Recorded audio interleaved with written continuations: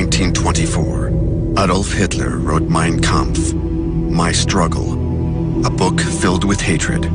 Its last passage is this fanatical cry: a state that refuses racial contamination will inevitably dominate the world.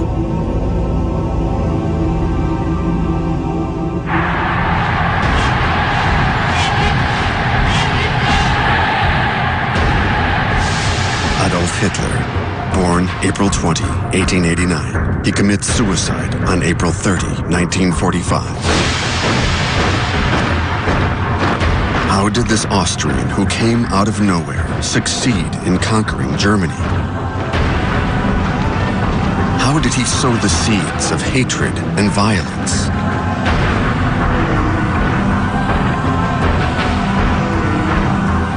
And how did Hitler and the Nazis drag the world into the apocalypse?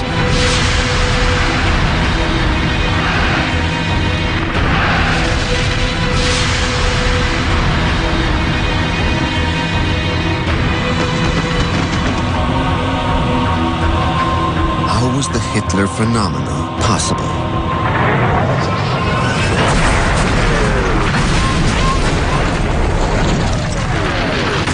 In Mein Kampf, Hitler writes, "The First World War was the most unforgettable and most sublime moment in my earthly existence."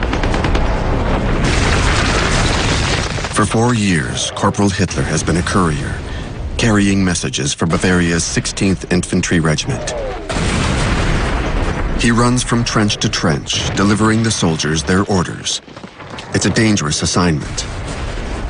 He is decorated with the Iron Cross. He will wear his Iron Cross underneath his Nazi Party insignia.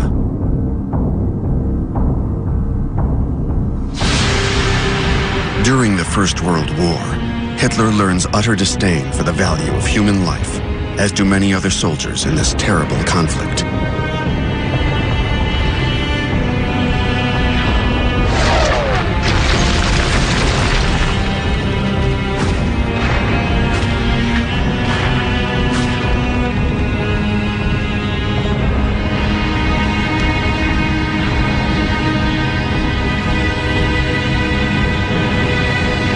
Hitler gradually becomes a fanatical nationalist.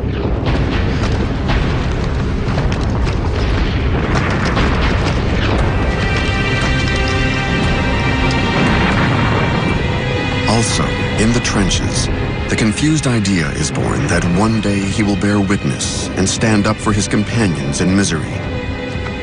In other words, get into politics.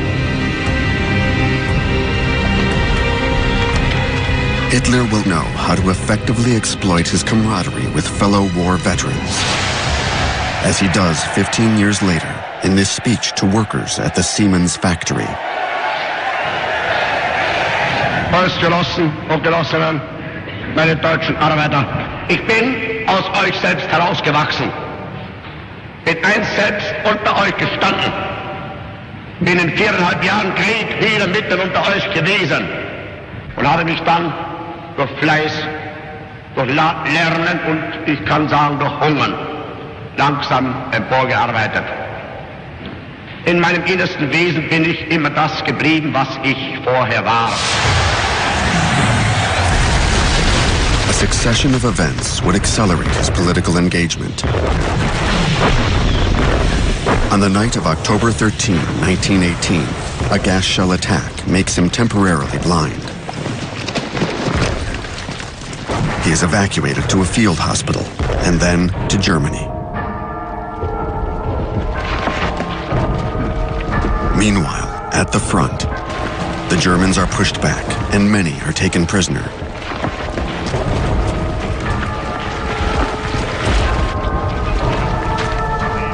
Hatred of the French is omnipresent, fueled by the victors' injurious acts.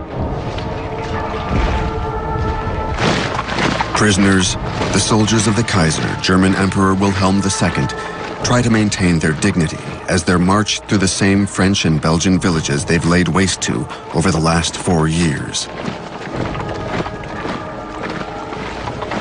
The rest of the German army begins its retreat. These soldiers will keep the bitterness of a defeat that is portrayed by extreme right-wing propagandists as being caused by Germany's unpatriotic elements, those who negotiated with the enemy. At this moment, an event occurs in Hitler's life that he will always consider a turning point.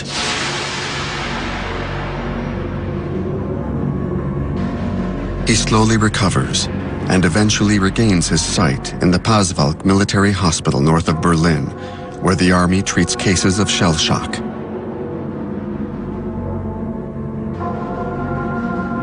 Hitler recounts that when he learned of the emperor's abdication, the end of the German monarchy in favor of a republic, and the armistice of November 11, 1918 that marked Germany's defeat, he heard an inner voice.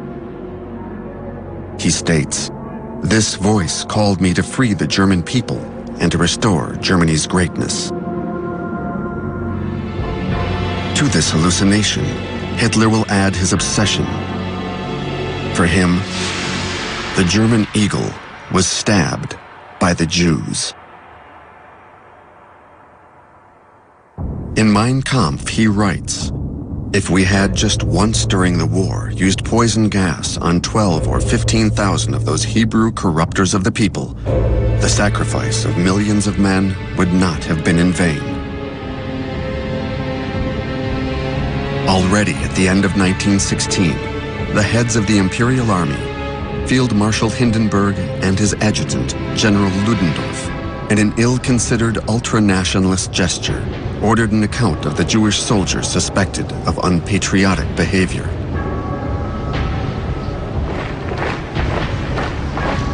Anti-Semitism goes back centuries and knows no borders. Dogged by this destiny throughout history, the Jews, whether poor and living in ghettos or assimilated in bourgeois, periodically become scapegoats in times of crisis.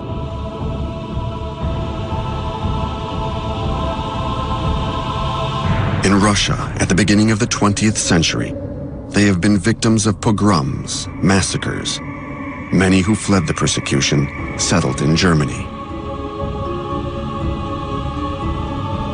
The big question is, did Hitler himself have Jewish blood? One of the Nazi regime's most closely guarded secret is that he's unable to prove the opposite. He doesn't know who one of his grandfathers was. The identity of his father's father is unknown. Hitler's grandmother eventually married a miller, Johann Hitler, who recognized the son, giving him his name. According to Nazi law, Hitler doesn't meet the so-called protection of the blood criteria imposed on the Germans, who, to avoid persecution, must prove that none of their 4 grandparents were Jewish. Hitler cannot prove that he isn't Jewish in Nazi terms.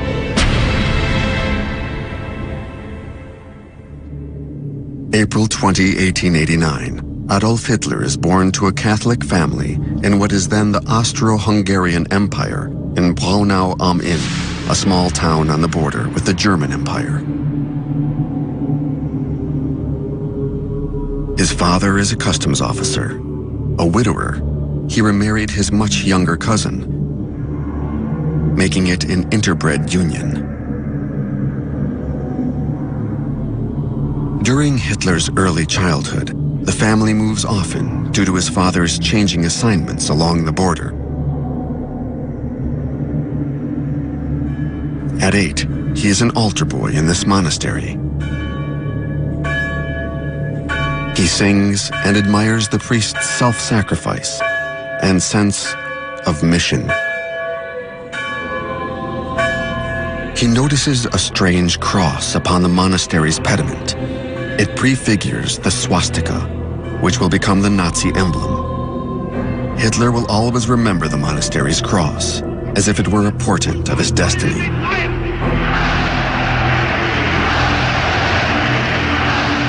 In India, for centuries, the swastika has been a beneficial symbol of the perpetual movement of humanity.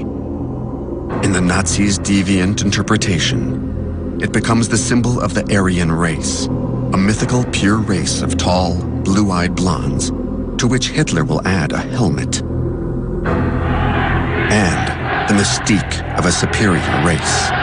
Unseren Augen, da muss der deutsche Junge der Zukunft lang und rank sein. Flink wie Wickhunde, zäh wie Leder und hart wie Krummstahl. Wir sind entschlossen, ein neues Geschlecht heranzuziehen. Growing up, Hitler doesn't correspond to this ideal. He is pampered by his mother. He will return to this Austrian landscape at important moments in his career, like this one, a few weeks before his invasion of Poland and his provocation of the Second World War. Images of his childhood home, filmed and edited by his mistress Eva Braun. He bears no resentment towards his father, a strict disciplinarian who drank. But his mother, who died from cancer at age 47, was the only person Hitler ever really loved. During all of the Führer's birthdays, she reigns over the presents, and in his bunker during his final moments, Hitler carries her portrait with him. Hitler was in conflict with his father, who wanted him to become a civil servant. But Hitler will not go far in school, arrogantly considering himself above the education system. At 19, after his mother's death, he leaves for Vienna. He's not predestined to go into politics, since he dreams of attending the Beaux-Arts Academy. Thanks to his inheritance, he's able to live the bohemian artist's life. Having left his home province, he discovers the many communities living in the Austro-Hungarian capital. Czechs, Poles, Italians, Croatians, and Jews. He will later state, "It appeared to me like the incarnation of racial profanation."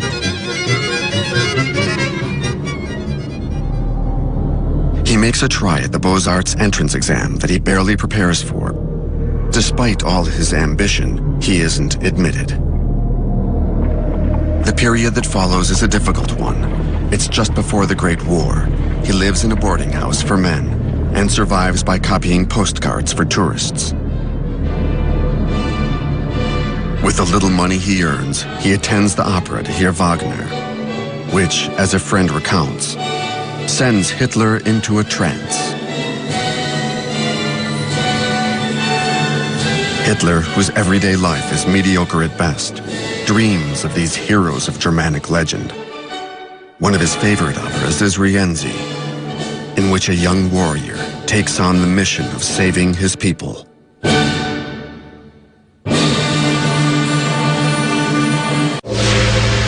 Mobilization. Hitler is 25 this August 2nd, 1914, and the declaration of war will transform his failed artist's life. Earlier, to escape military service, he had fled Austria. Now he is in Germany, in Munich, swept up in the folly of extreme nationalist sentiment that is hurtling all of Europe towards the Great Massacre. He fought in the war, and the war transformed him.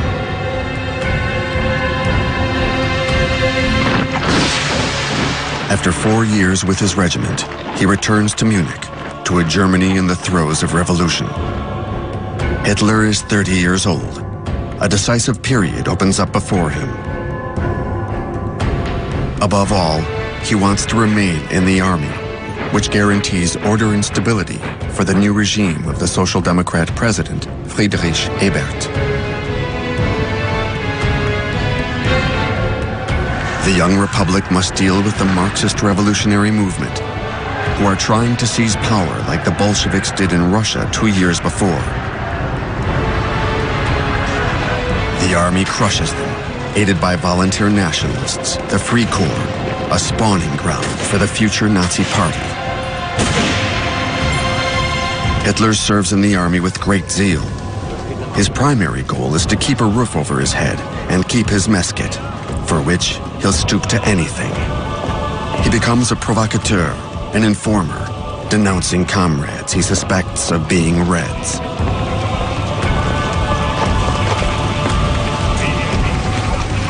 His superior officers, whose duties include controlling the population by combating communist ideas, take note of his anti-revolutionary fervor. They give Hitler a mission: the political re-education of returning German soldiers and prisoners of war. Hitler's commanding officer notes, "He's a natural-born orator. His fanaticism and populism captivates listeners, forcing one to think as he does." Hitler says, "At that moment, I understood that I knew how to speak." From his beginnings, Hitler knew how to escalate intensity and to feed his listeners exactly what they wanted to hear. In 1919, he denounces the national shame of the Treaty of Versailles.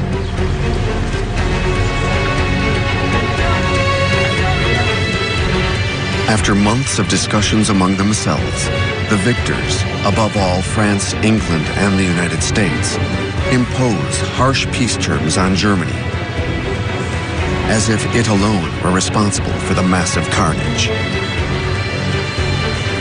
The Treaty of Versailles, signed on June 28, 1919, condemns Germany to pay enormous reparations, which will create a great burden on the economy and will become a central issue in Germany's popular grievances. Germany also sees 13% of its territories and 1/10 of its population amputated.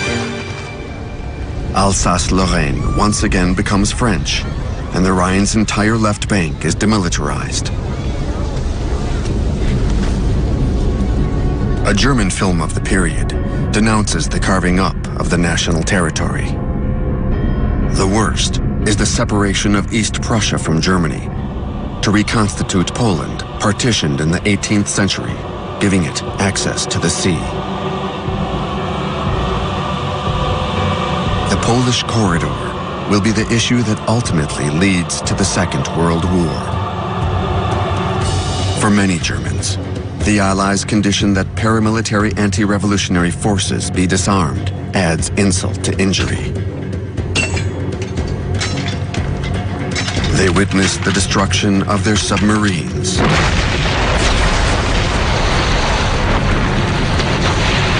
their battleships, and their air force. Germany's army is reduced to 100,000 men. Hitler, against his wishes, is demobilized into this Bavarian region in upheaval, where the right-wing extremist groups proliferate. Here, he is filmed for the first time during a demonstration of the DAP, the German Workers' Party. As early as 1919, the army has ordered him to infiltrate and spy on this group. Lacking better prospects, he remains a member and develops into a full-time political agitator. Politically, Bavaria is on the far right, whereas power in Berlin is with the center-leftist Weimar Republic, named after the city where the new constitution has just been voted into law.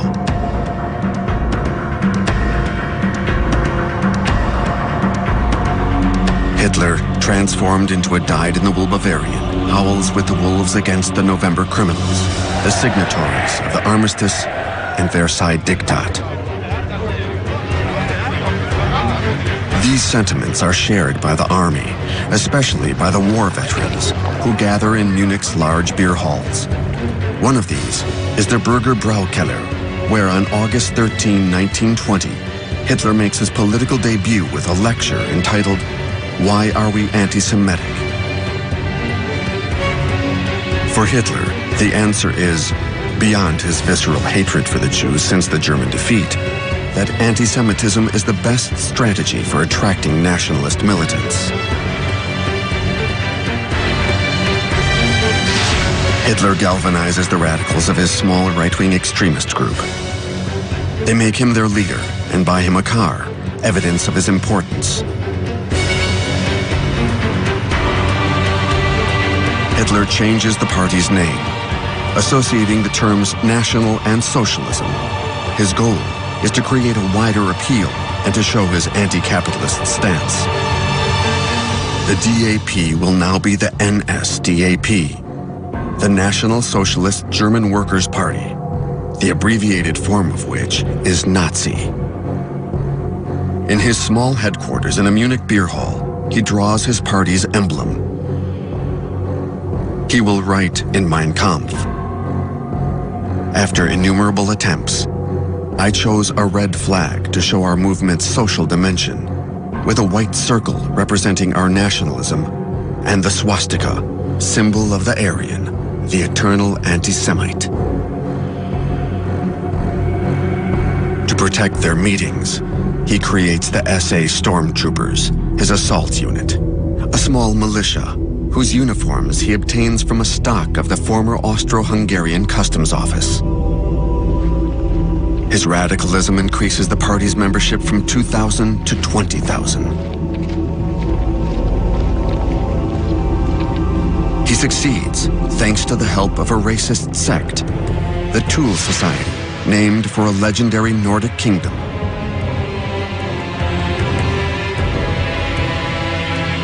Its members finance a newspaper with funds of questionable origin. This publication becomes the official Nazi Party newspaper under a new title, Völkischer Beobachter, the Racist People's Observer. Its editor, Alfred Rosenberg, is a member of the Tool Society and acts as the theoretician of anti-Semitism. He'll be an important inspirer of the Shoah. Another former member of the Tool Society during his student days is Rudolf Hess. He'll become Hitler's secretary and one of his most servile and fanatical accomplices. Another addition to the early militants' ranks is a World War I hero, Hermann Göring, one of Germany's most celebrated fighter pilots. Like many other veterans, he has difficulty readapting to civilian life.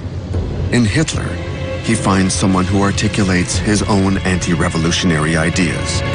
He'll become the number 2 of the Nazi regime and an instigator of the concentration camps.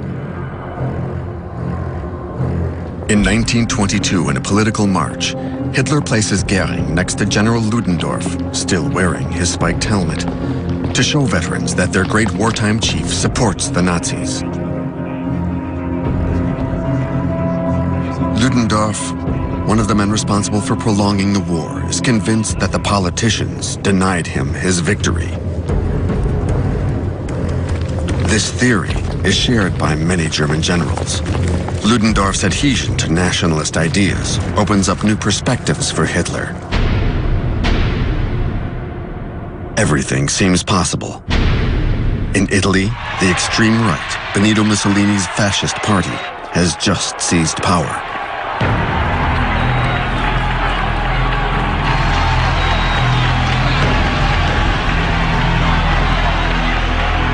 Will the German Mussolini be Hitler?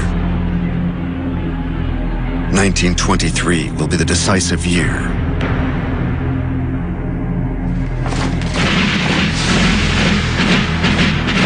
January 11, 1923.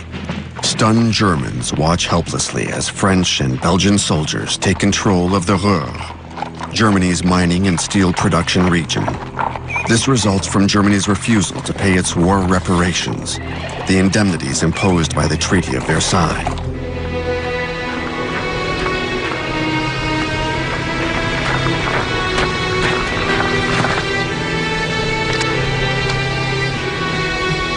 The French and Belgians are taking payment directly in the form of coal.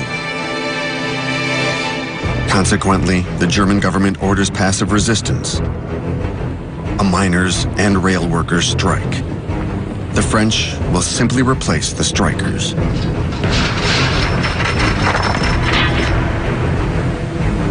No coal is left for the Germans. The situation becomes dangerously tense. On March 10, 1923, a French officer, Lieutenant Pierre Coulpin, of the 17th Infantry Battalion, is assassinated. His coffin travels home through towns. And French officers slap any Germans who don't remove their hats.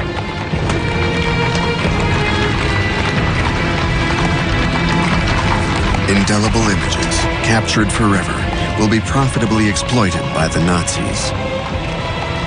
Hitler denounces the weakness of the government that allows the French to treat Germany like one of its colonies.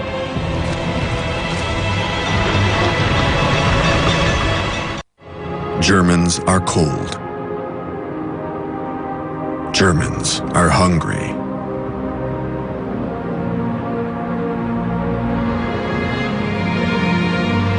They try to steal coal back from the French. The Weimar Republic must import its coal and pay the striking miners. These enormous expenses prompt the mint to begin printing huge quantities of new money. The mark depreciates dramatically. One day, Germans are paying 1 billion marks for a kilo of potatoes, and the next day, 460 billion for a loaf of bread. In this ferment of off-the-charts inflation and unemployment, the Bavarian extreme right mobilizes, with General Ludendorff as its leader.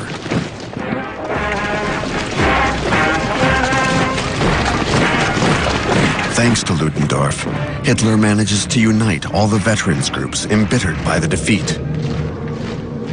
He wants to attempt a putsch, a coup d'etat, to march on Munich and then Berlin. Hitler says, "Our people are subjected to such extreme economic conditions that if we don't act now, they'll change over to join the communists."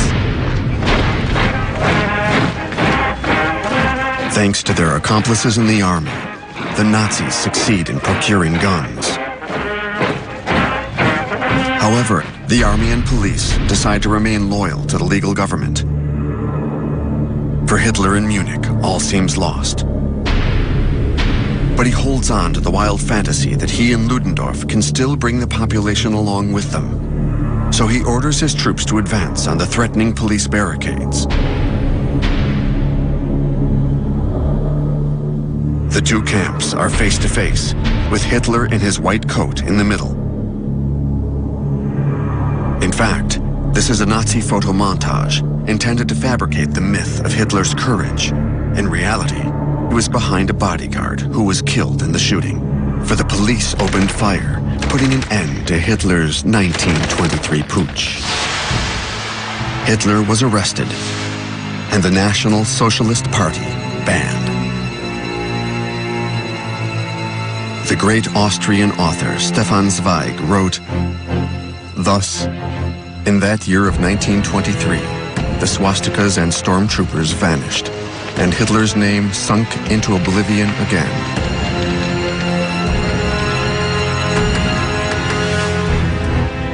Three months after Hitler's arrest, the trial of the putschists opens in Munich. Hitler is accused of high treason, punishable by the death penalty. Ludendorff, who has not even been incarcerated, arrives at the trial in a luxury car with his attorneys. He is freed without further ado, out of respect for his glorious past, and because he continues to have influential supporters. He will be acquitted. Hitler, who has threatened to kill himself, now realizes that the court is not as hostile as he thought. He draws on all his oratory talents, launching his usual fiery invective towards the government and the Jews. The trial becomes an unexpected pulpit, the judges becoming more and more sympathetic, and the public thronging to get in. As a result, the verdict is much less severe than Hitler feared. He's condemned to 5 years in a relatively comfortable cell, with a view of the countryside. The conditions of his imprisonment resemble a stay in a hotel, in that he is free to receive Nazi sympathizers at any time of the day. One supporter even brought a laurel crown for the man he calls the incarnation of the nation's ardent desire. Hitler is free to receive any news publications he wants, and he even begins reading Marx.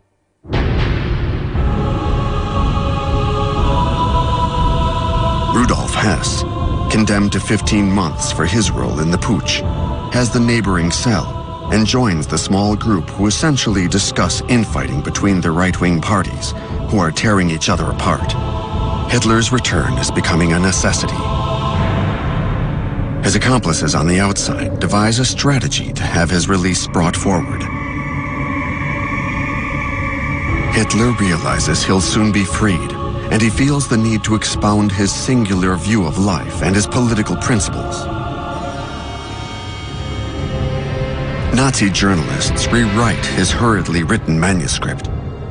Hitler wants to name the book 4.5 years of struggle against lies, foolishness, and cowardice. But this title is considered too long and is changed to Mein Kampf, My Struggle. It contains Hitler's entire worldview, and the Nazis will make it their new Bible. Transcribed like the Holy Scriptures and bound like the great medieval manuscripts. Hitler rants about the struggle of the master race, the tall, blonde, Aryan Germanic race, the necessary conquest of its living space, the eradication of communism, and the crushing of France and the Jews, who, in Hitler's eyes, do not even belong to the human species. At the time, many readers judged the book to be errant madness, a fatal error. On the contrary, it should have been read carefully and taken seriously, for it's at the root of the deaths of 50 million human beings. Hitler is released from prison on December 20th, 1924, for good behavior. Now, he dreams he's a successor to the great founders of the German nation, such as Bismarck. He claims, "My time in prison brought me confidence, optimism, and a belief that nothing could ever shake me again." And yet, his journey through the political desert is only beginning. Mein Kampf is a failure, selling barely 20,000 copies.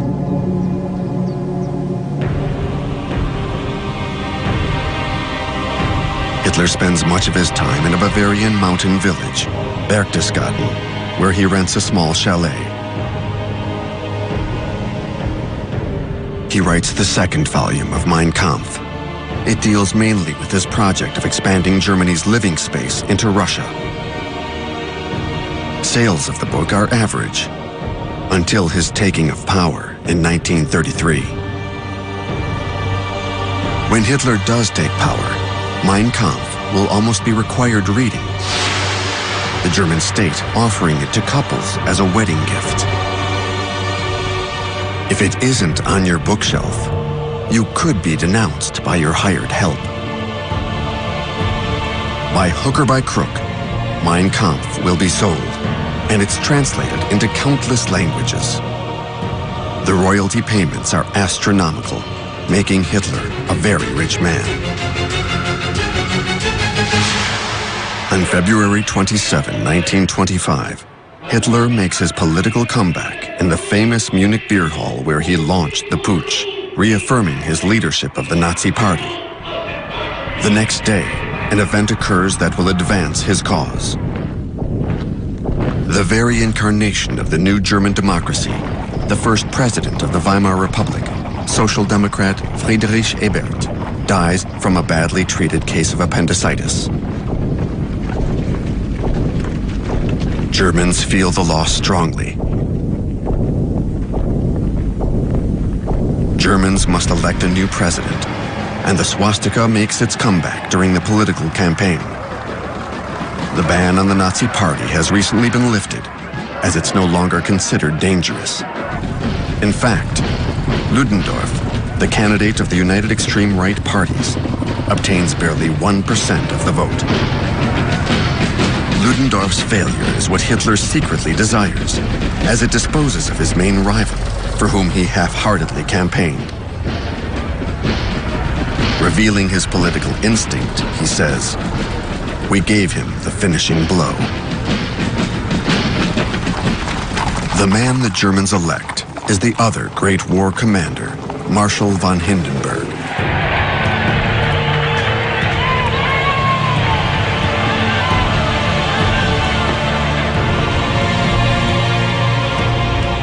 In 1870, as a young officer, he was present at the proclamation of the Second German Empire in Versailles' Hall of Mirrors. He reassures the army and unites the conservatives, which worries the left and the rest of Europe. Hitler will lie in wait. The Nazi Party succeeds in spreading its cancer throughout Germany, its membership reaching 170,000.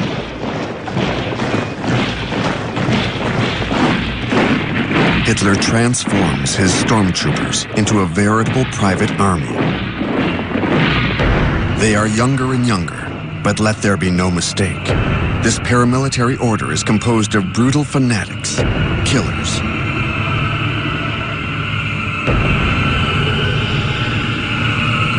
Their new uniform earns them the nickname, the Brown Shirts. It imitates Mussolini's black shirts, who some years before marched so successfully on Rome. Another symbol borrowed from Mussolini is the Roman salute, the outstretched arm accompanied by a guttural cry. In Mussolini's case, it's Viva il Duce. With Hitler, it becomes Heil Hitler, long live Hitler. The SA uniform is created by a select team of German designers. Among the manufacturers is Stuttgart designer Hugo Boss, who promotes it in his ad campaigns. Hugo Boss, a Nazi Party member, will also produce the terrifying black uniforms of the SS, the Schutzstaffel, Hitler's new protection unit, as well as the Hitler Youth uniforms. This is all very costly. The money mainly comes from rank-and-file Nazi Party members and from rich sympathizers such as steel magnate Fritz Thyssen, whose steel plants are ready to forge new guns. They also include Henry Ford, the world's largest car manufacturer. The anti-Semitic Henry Ford will strongly support the Nazis. Ford will be the first foreigner the Nazis decorate with the Order of the German Eagle.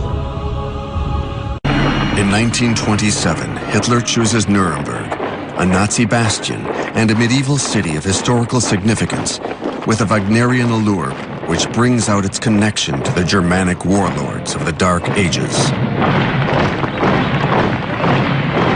Hitler calls Nuremberg his ideological capital. He also wants to highlight the party's submission to the Führer, its leader. This personality cult will be enhanced through the work of his personal photographer, Heinrich Hoffmann.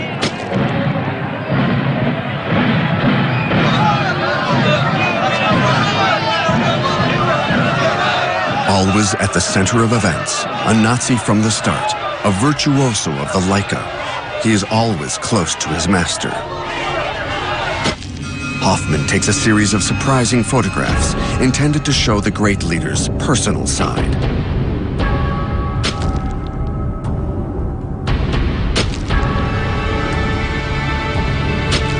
To win over female voters, as far as the Nazis can grasp their preferences.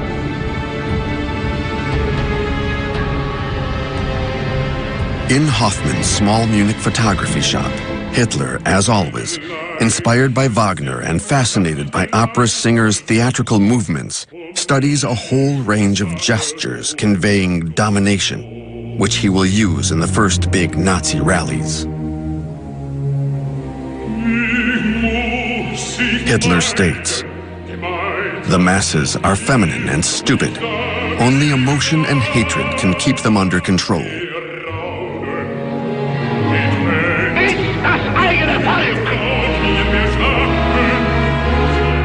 Deutsches Volk hilft dir selbst. Jeder soll helfen. Diesem unerhörten Zwang folgen. Hatred. This is exactly what the SA is sowing throughout Germany, beginning with the Jewish neighborhoods in large cities.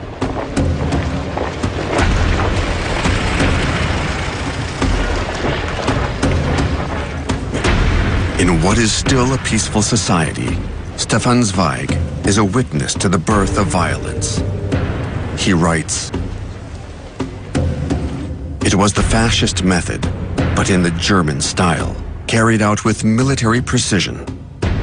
At the blow of a whistle, the SA would leap from the trucks with lightning speed, beat people up with their billy clubs, and at the sound of another whistle blow, they would jump back into their trucks and race away as fast as they had come."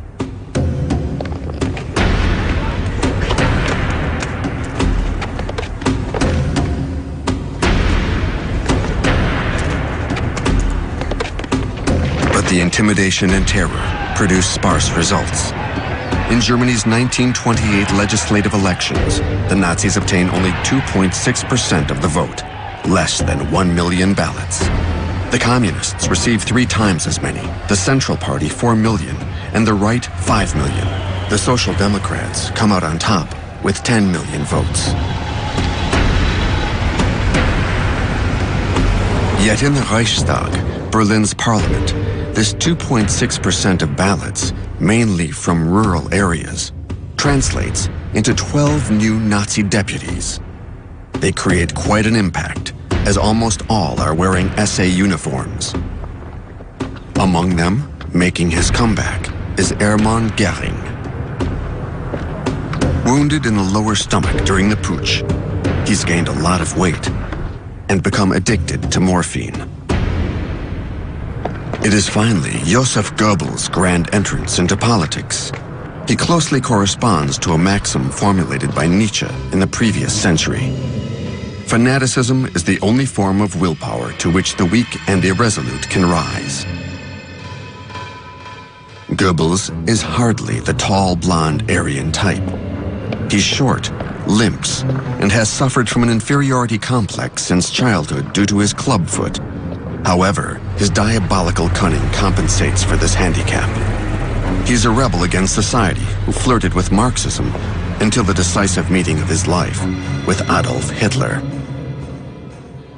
Goebbels then saw the light. By refusing to publish his manuscripts, the Jews have prevented him from becoming a great writer, and the communists are responsible for the chaos in society. He states, "We enter the Reichstag like wolves into the sheep pen." But it's impossible at this moment for either the public or the deputies to grasp the significance of his statement. The general public's view of the Nazis is expressed in the newspaper, the Frankfurter Zeitung. Hitler has no coherent ideas or thoughts. Hitler is a dangerous madman. He's arrived at this point by following the wartime ideology to the letter, interpreting it in a primitive way, as if we lived in the times of the barbarian invasions at the fall of the Roman Empire.